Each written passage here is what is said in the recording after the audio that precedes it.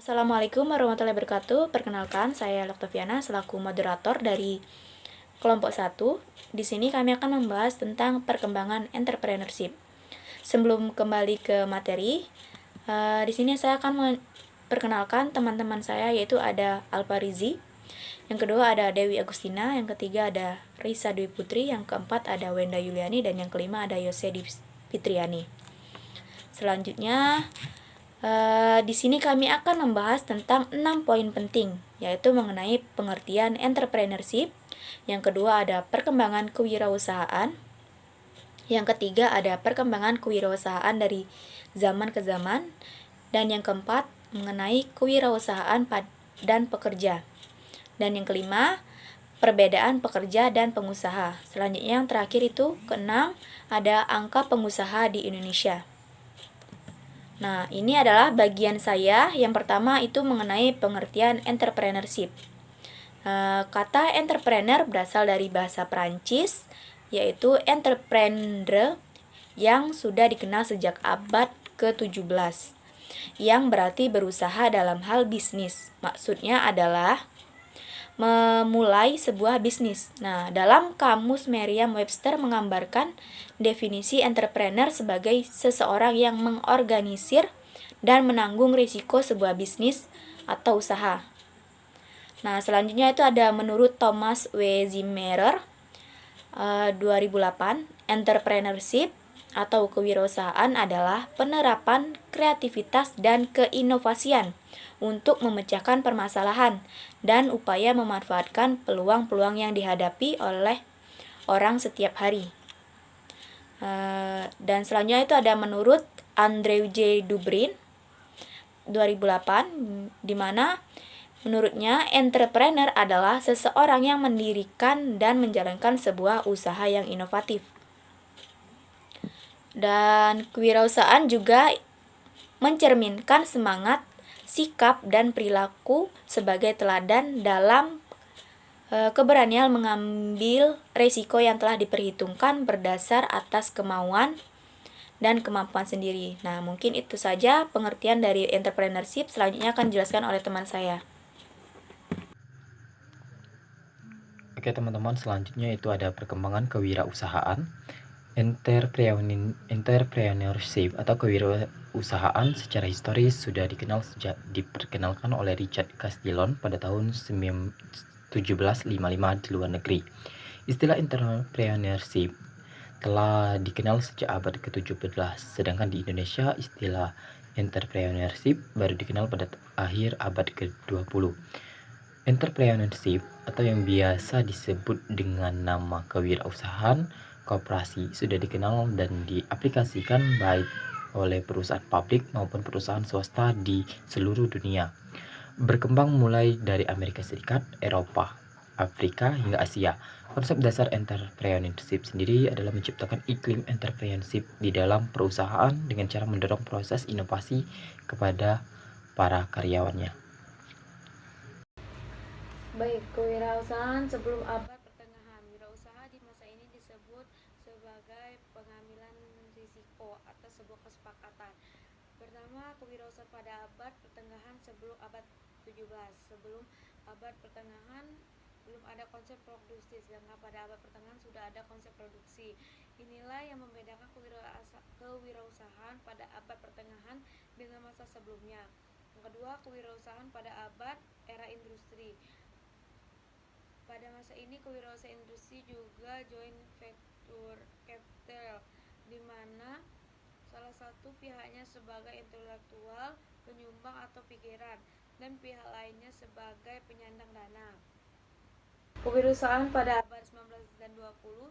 Pada masa kewirausaha adalah orang yang mempunyai pengalaman, keahlian, dan kemampuan untuk mengorganisasi sebuah usaha baik dari awal atau yang sudah berjalan untuk bertujuan pribadi, yaitu kemakmuran. Dan terakhir, kewirausahaan pada abad 21. Pada abad 21, kewirausahaan sudah lebih dari sekedar mengorganisasi karena terdiri penciptaan kreator, pemodal, dan pelaku inovasi. Masa klasik sekitar tahun 1700 hingga tahun 18. Masa neoklasik, masa ini dimulai pada tahun 1800. Baiklah, pada kali ini saya ingin menjelaskan mengenai pengertian kewirausahaan dan pekerja. Pengertian kewirausahaan. Kewirausahaan merupakan suatu sikap jiwa dan kemampuan untuk menciptakan sesuatu yang baru yang sangat berguna bagi dirinya dan orang lain. Kewirausahaan merupakan sikap mental dan jiwa yang selalu aktif atau kreatif berdaya, tercipta, berkarya, dan bersahaja dalam rangka meningkatkan pendapatan dalam kegiatan usahanya. Seseorang yang memiliki karakter selalu merasa tidak puas dengan apa yang telah dicapainya. Wirausaha adalah orang yang terampil memanfaatkan peluang dan mengembangkan usahanya dalam tujuan untuk meningkatkan kehidupannya. Menurut Undang-Undang Nomor 13 Tahun 2003 Pasal 1 Ayat 3 menyebutkan bahwa pekerja atau buruh adalah setiap orang yang bekerja menerima upah atau imbalan dalam bentuk lain. Jadi, pekerja atau buruh adalah tenaga kerja yang bekerja di dalam hubungan kerja di bawah perintah perusahaan atau pemberi kerja dengan mendapatkan upah atau imbalan dalam bentuk lain. Baiklah, saya Dewi Agustina dari kelompok 1 akan melanjutkan penjelasan dari Saudari Risa. Perbedaan pekerja dan pengusaha. Pada prinsipnya, pengusaha adalah yang menjalankan perusahaan baik milik sendiri ataupun bukan. Sebagai pemberi kerja, pengusaha adalah seorang pengusaha dalam hubungan pekerja atau buruh. Pekerja atau buruh bekerja di dalam suatu hubungan kerja dengan pengusaha sebagai pemberi kerja dengan menerima upah atau imbalan dalam bentuk lain. Pekerja atau buruh adalah setiap orang yang bekerja dengan menerima upah atau imbalan dalam bentuk lain. Sedangkan pengusaha dapat disimpulkan adalah orang yang memperkerjakan orang untuk dirinya untuk memberikan upah sesuai dengan perjanjian yang telah disepakati kedua belah pihak. 3. Baiklah, selanjutnya angka pengusaha di Indonesia.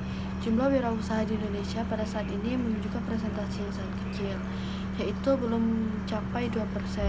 Puspa Yoga selaku Menteri Koperasi dan Usaha Kecil Menengah Republik Indonesia mengatakan bahwa pada saat ini Indonesia baru memiliki sekitar 1,65% pengusaha dari sekitar 258 juta penduduk tanah air.